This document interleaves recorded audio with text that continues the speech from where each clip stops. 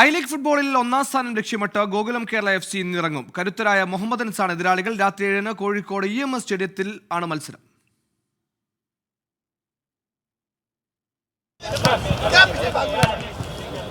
പതിനേഴ് കളികളിൽ 9 ജയവും 5 സമനിലയും 3 തോൽവിയുമായി 32 പോയിന്റോടെ പട്ടികയിൽ മൂന്നാം സ്ഥാനത്താണ് ആതിഥേയർ.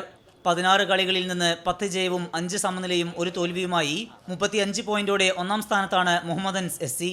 ജയം മാത്രം ലക്ഷ്യമിട്ട് ഇരുകൂട്ടരും ഇറങ്ങുമ്പോൾ EMS സ്റ്റേഡിയത്തിൽ തീപാറുമെന്നുറപ്പ്. ലീഗിലെ ടോപ്പ് സ്കോററായ ക്യാപ്റ്റൻ അലക്സ് സാഞ്ചസിലാണ് ഗോകുലം കേരള FCയുടെ പ്രതീക്ഷ. Yeah, it is a really good team. We draw there. We know that. I mean, it was a different game. The team is with a lot of confidence and be ready for we are ready for the game, so we'll try to do our best. എതിർഭാഗത്ത് striker Eddie ഹെർണാണ്ടസിനൊപ്പം മലയാളി താരങ്ങളായ മുഹമ്മദ് ജാസിം, മുഹമ്മദ് ഇർഷാദ് എന്നിവരും മിന്നുന്ന ഫോമിലാണ്. ഞങ്ങളിവിടെ വന്നിരിക്കുന്നത് win ചെയ്യാനാണ്.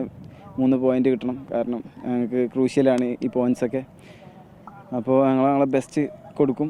ലീഗിൽ മുമ്പ് ഇരു ടീമുകളും ഏറ്റുമുട്ടിയപ്പോൾ 1-1 എന്ന സ്കോറിന് സമനിലയിലാണ് കലാശിച്ചിരുന്നത്. തുടർച്ചയായ 6 ജയങ്ങൾക്ക് ശേഷം കഴിഞ്ഞ കളിയിൽ നാംധാരി FCയോട് കീഴടങ്ങിയ GKFCയും കഴിഞ്ഞ 4 കളികളിലും തോൽവി അറിഞ്ഞിട്ടില്ലാത്ത മുഹമ്മദൻ SCയും ഇന്ന് നേർക്കുനേർ ഏറ്റുമുട്ടുകയാണ്. ഈ സീസണിൽ ഹോം ഗ്രൗണ്ടിൽ ഇതുവരെ തോൽവി അറിഞ്ഞിട്ടില്ല എന്നത് ഗോകുലം കേരള FCക്ക് ആത്മവിശ്വാസം വർദ്ധിപ്പിക്കുന്നുണ്ട്. കോഴിക്കോട് നിന്ന് പ്രവീൺ ധർമ്മശാലയ്ക്കൊപ്പം സമീർ സി മുഹമ്മദ്, 24.